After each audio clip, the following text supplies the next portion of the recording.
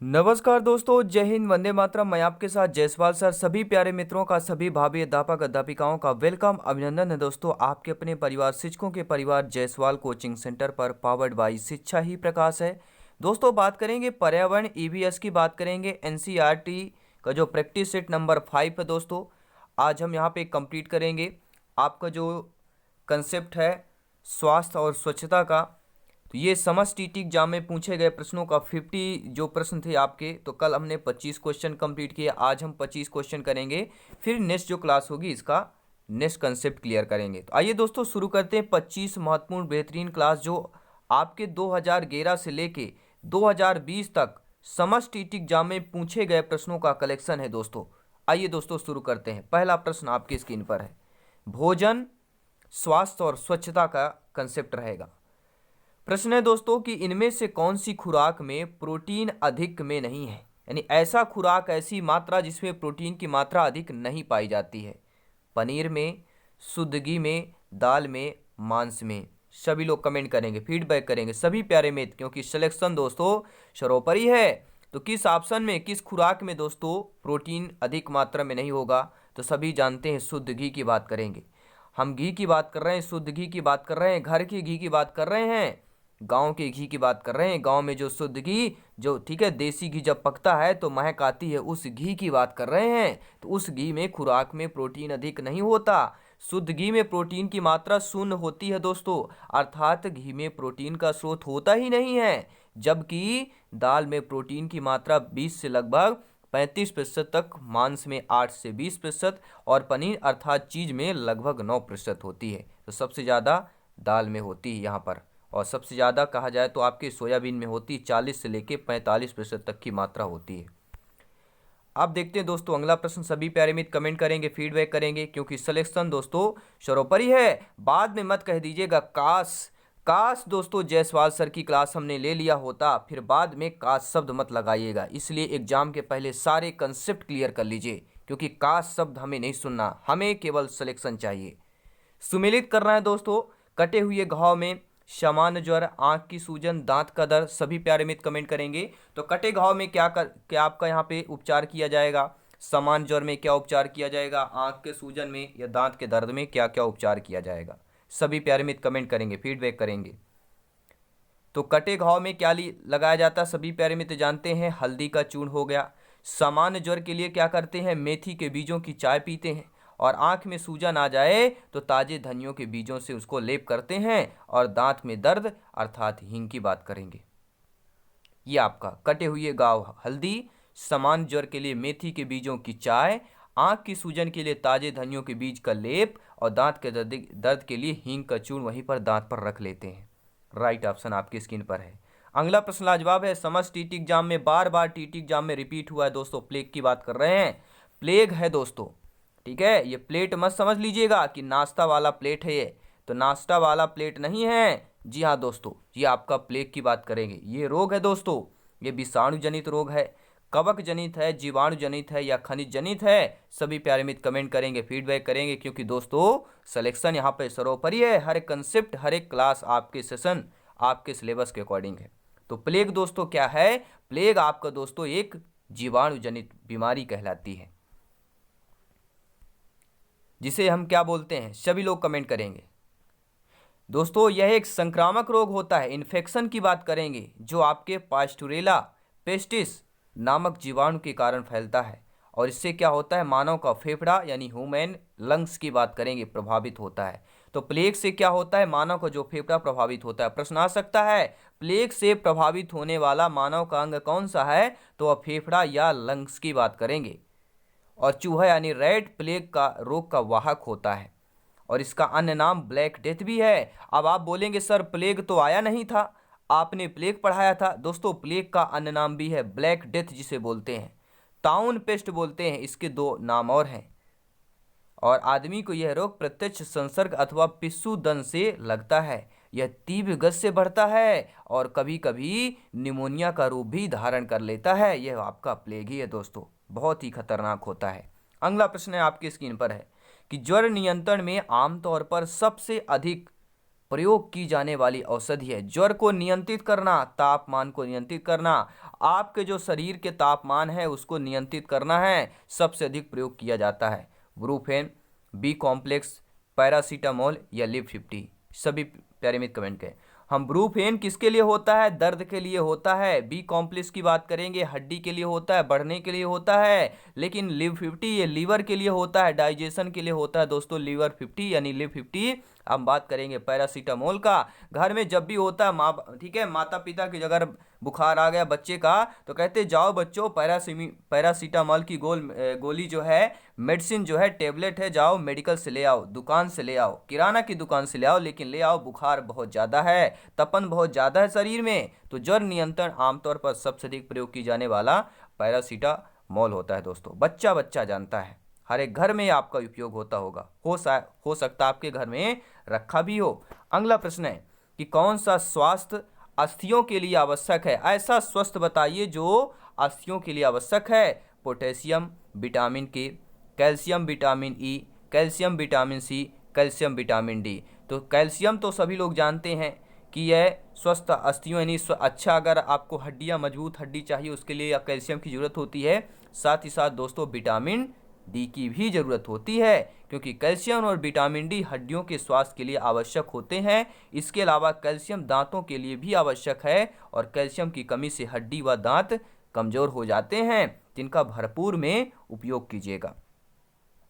Vitamin C की कमी से होने वाली बीमारी का नाम बताइए। स्कर्वी, बेरी, रतौंधी, थकान। तो सभी लोग जानते हैं जब भी विटामिन सी की बात करते हैं, खट्टे पदार्थ की बात करते हैं, आपके मुख में पानी आ जाता है, लार टपकने लगती है दोस्तों। तो वही आपका बात करेंगे कि विटामिन सी की कमी से होने वाली जो बीमारी होती है वह स्कर्वी होती है।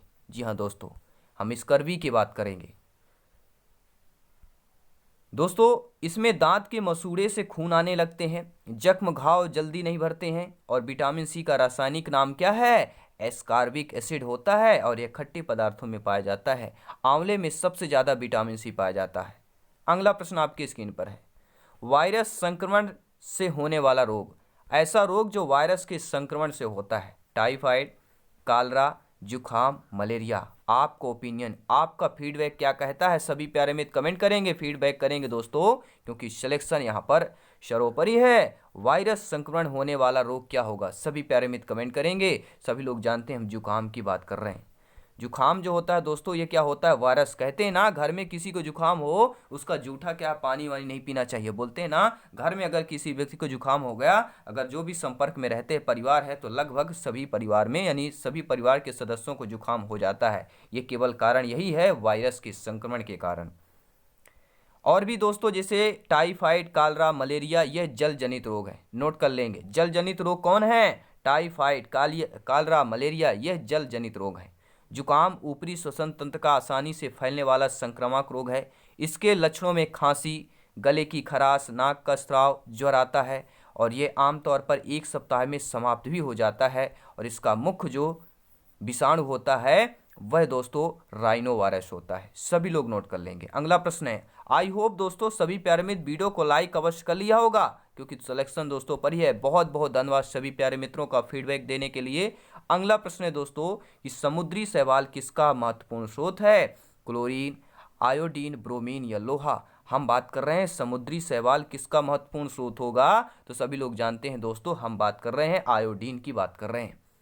समुद्री जो शैवाल होते हैं आयोडीन के प्रमुख स्रोत माने जाते हैं, और इसकी कमी से क्या होता है दोस्तों? ग्वाइटर, जिसे घेंघा रोग बोलते हैं, हो जाता है, जिसमें थायराइड ग्रंथि में सूजन आ जाता है। किस ग्रंथि में सूजन आता है? आयोडीन की कमी के कारण घेंघा रोग जब होता है तो थायराइड ग्रंथि में सूजन होता है। और दोस्तों समुद्री शैवालों में आयोडीन की प्रचुरता वाले शैवाल क्या है?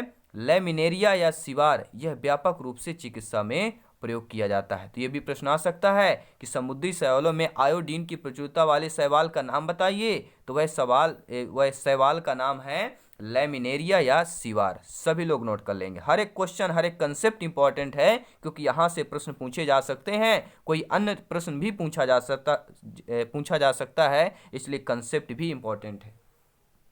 दोस्तों पोलियो का कारण है जीवाणु, विषाणु, कवक, कीट। सभी लोग कमेंट करेंगे। पोलियो का कारण दोस्तों आपका विषाणु होते हैं। जी हाँ, पोलियो विषाणु के कारण होता है। पोलियो का वायरस भोजन पानी के साथ शरीर में प्रवेश करते हैं तथा तंत्रिका तंत्र से क्षतिग्रस्त कर देते हैं और इससे मांसपेशियों में क्या होता है, अवरोध उत्पन्न हो जाता है।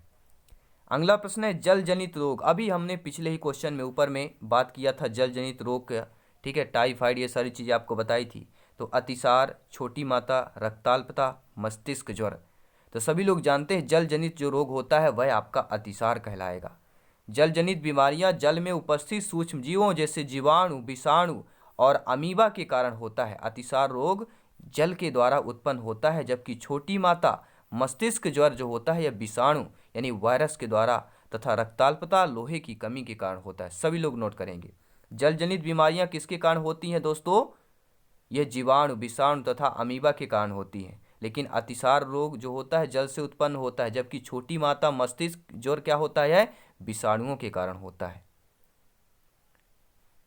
और दोस्तों रक्ताल्पता जो है दोस्तों यह लोहे की कमी के कारण होता है। अगला प्रश्न आपके स्क्रीन पर, हर एक क्वेश्चन इंपॉर्टेंट है। धूम्रपान से होने वाला प्रमुख रोग कौन सा होता है, तपेदिक, कैंसर, अल्सर, अनिद्रा। तो धूम्रपान से होने वाला जो प्रमुख रोग है वह दोस्तों कैंसर की बात करेंगे, फेफड़ा की बात करेंगे। एड आता है, आप देखते होंगे प्रचार, ठीक है, कि कोई भी मूवी चलती है सबसे पहले एड आता है दोस्तों कैंसर का ही आता है। ये किसके लिए, कैंसर यानी फेफड़ा। धूम्रपान कहते हैं ना सेहत के लिए हानिकारक है। आई होप सभी प्यारे मित्र कमेंट कर रहे हैं, फीडबैक कर रहे हैं। ये समस्त दोस्तों बात कर रहे हैं 2011 से 2020 तक का जितने भी आपके टीटी एग्जाम में शिक्षक भर्ती में पूछे गए इन्वायरमेंट के, ठीक है दोस्तों, भोजन, स्वास्थ्य और स्वच्छता का जो कंसेप्ट से पूछे जाते हैं वह सारे प्रश्न आपको कंबाइंड किए गए हैं, क्योंकि सिलेक्शन सर्वोपरि है। चूहों के द्वारा फैलने वाला रोग एक ही नाम आता है। जब भी चूहे की बात करते हैं, प्लेग की बात करेंगे, चूहे के द्वारा फैलने वाला जो रोग होता है वह प्लेग होता है दोस्तों। प्लेग के वायरस को पिस्सू कहते हैं। प्रश्न आ सकता है प्लेग के वायरस को क्या कहते हैं, पिस्सू कहते हैं। और पिस्सू एक परजीवी के रूप में चूहों पर निर्भर रहता है।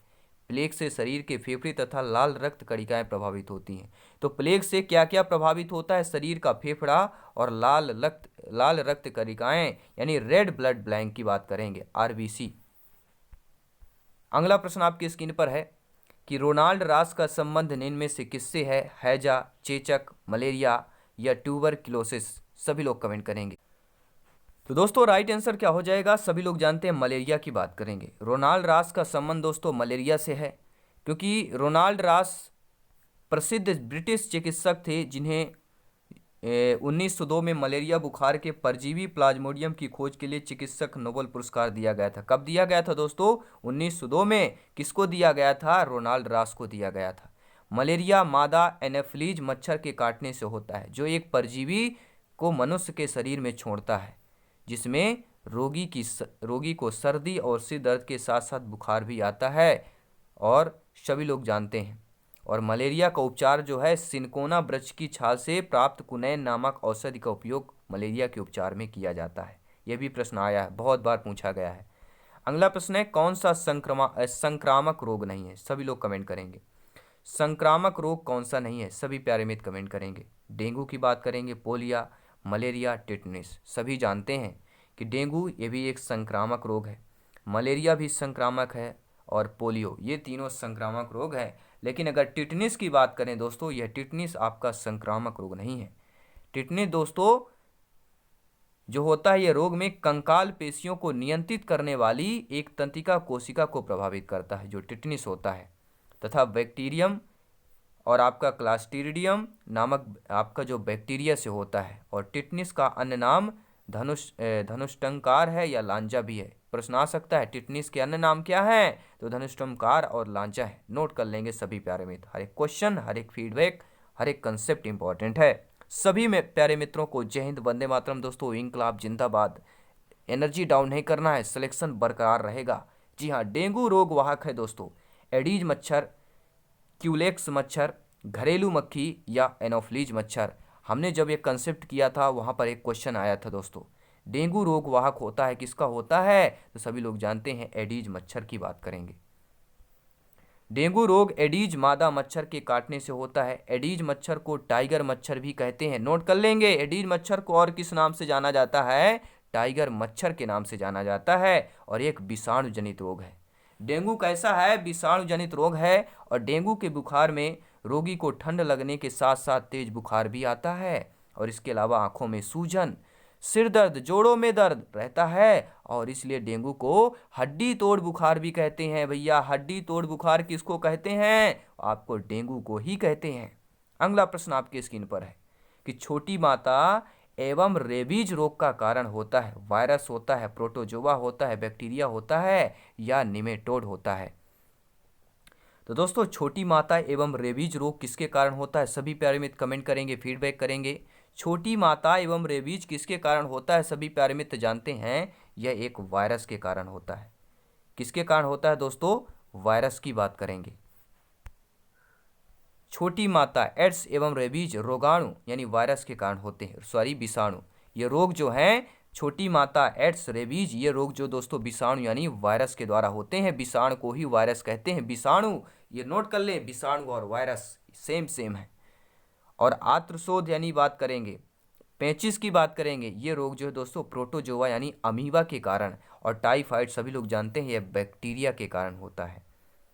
अगला प्रश्न दोस्तों देखेंगे 17 नंबर आपके स्क्रीन पर है। सभी प्यारे मित्र कमेंट करेंगे, फीडबैक करेंगे क्योंकि सिलेक्शन दोस्तों सर्वोपरि है। अगला प्रश्न आपके स्क्रीन पर है कि हम तो भोजन करते हैं और वह भोजन पाचन भी होता है और इस पचित भोजन के उपयोगी पदार्थों का अवशोषण दोस्तों कहाँ पर होता है? आप सोचे हैं क्या कभी? हम भोजन तो करते हैं, पाचन भी होता है, लेकिन जो पचित भोजन होता है इसका जो उपयोगी पदार्थ है वह अवशोषण जो है आमाशय की दीवार से होता है, छोटी आंत के दीवार से होता है, बृहद आंत की दीवार से होता है या आपके यकृत से होता है।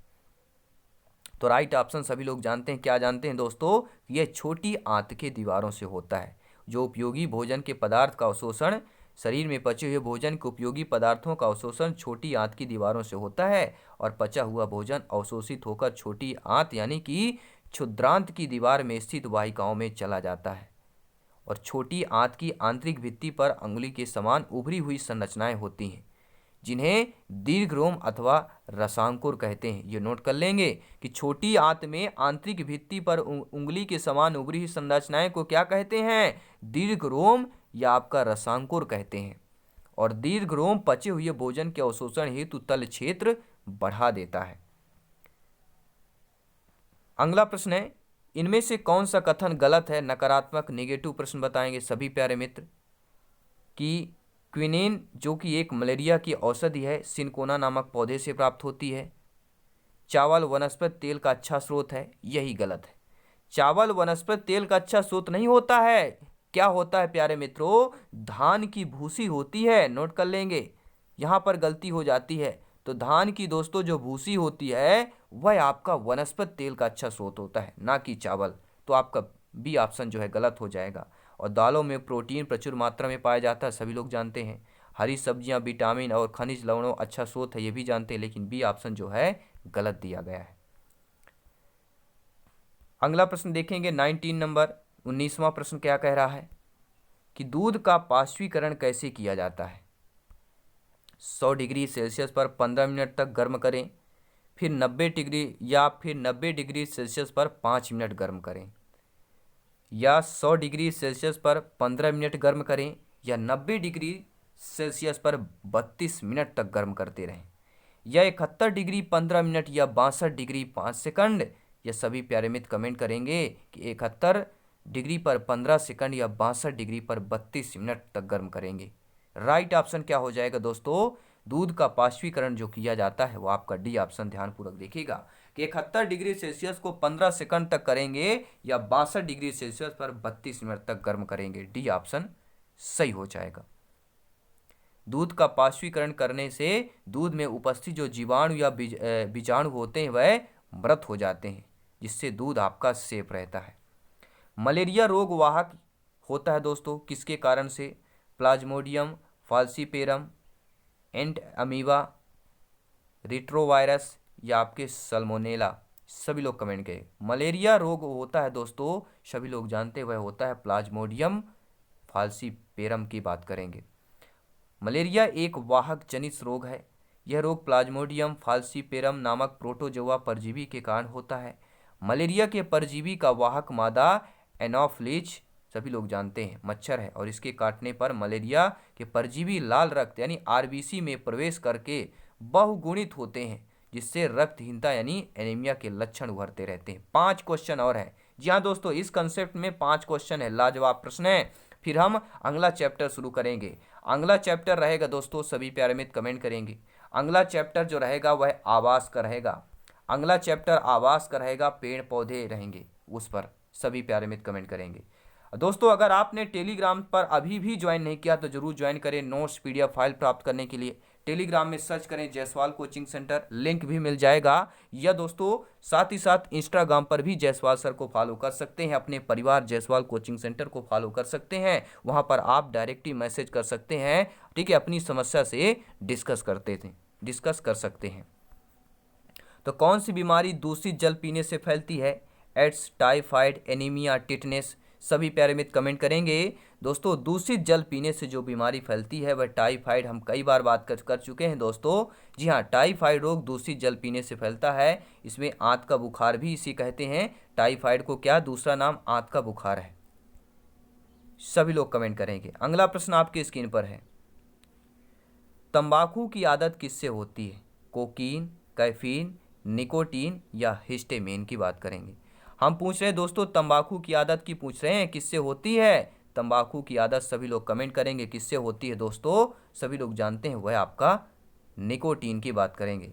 तंबाकू के नियमित सेवन में उपस्थित जो निकोटीन होता है उसके कारण तंबाकू खाने की आदत पड़ जाती है। अगला प्रश्न है कि पल्स पोलियो कार्यक्रम का उद्देश्य क्या है दोस्तों? पल्स पोलियो कार्यक्रम, पोलियो का उपचार, पोलियो में उत्पन्न लकवा को रोकना, पोलियो का संपूर्ण उन्मूलन करना या उपरोक्त सभी।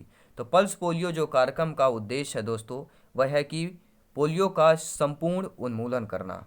पल्स पोलियो कार्यक्रम की शुरुआत 1955 से, ठीक है, 96 में शुरू किया गया। 1995-96 में शुरू किया गया और इस कार्यक्रम का उद्देश्य पोलियो का संपूर्ण उन्मूलन था।